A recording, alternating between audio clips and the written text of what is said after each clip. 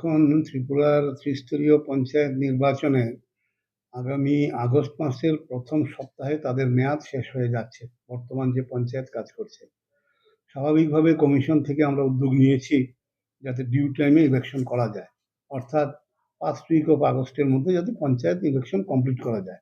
সেই লক্ষ্যে ইতিমধ্যেই আমরা ভোটার পোলিং স্টেশনের যে লিস্ট সেটা ফাইনালাইজ করেছি।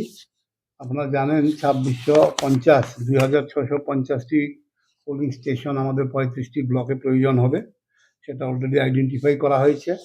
তাছাড়া তার পরবর্তী স্টেজে আমরা ইতিমধ্যেই ড্রাফট ভোটার লিস্ট আমরা পাবলিশ করেছি, যার ক্লেইমস অ্যান্ড অবজেকশনের পিরিয়ড এখন চলছে।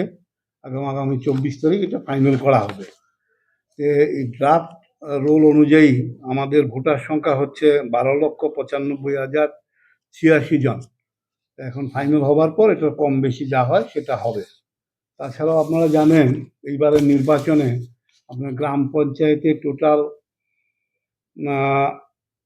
35টি ব্লকে আমাদের সিট আছে 6,370, পঞ্চায়েত সমিতি আছে 35টা, সেখানে সিট আছে 423, এবং জেলা পরিষদের আছে 8টি, সেখানে সিট সংখ্যা আছে 116টি।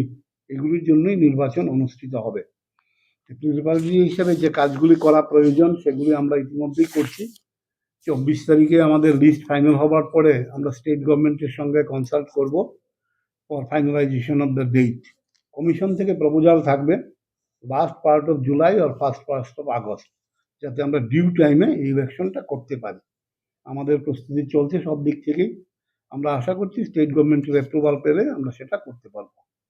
ইলেকশন করার জন্য আপনাদের হাতে এখন কতটুকু সিকিউরিটি মজুদ আছে, বাইরের জন্য যাওয়া হয়েছে? না, এখনো সিকিউরিটির ব্যাপারটা আপডেট করা হয়নি। ইলেকশনের ডেট ফাইনালাইজ হওয়ার পরেই আমরা এটা টেক আপ করবো।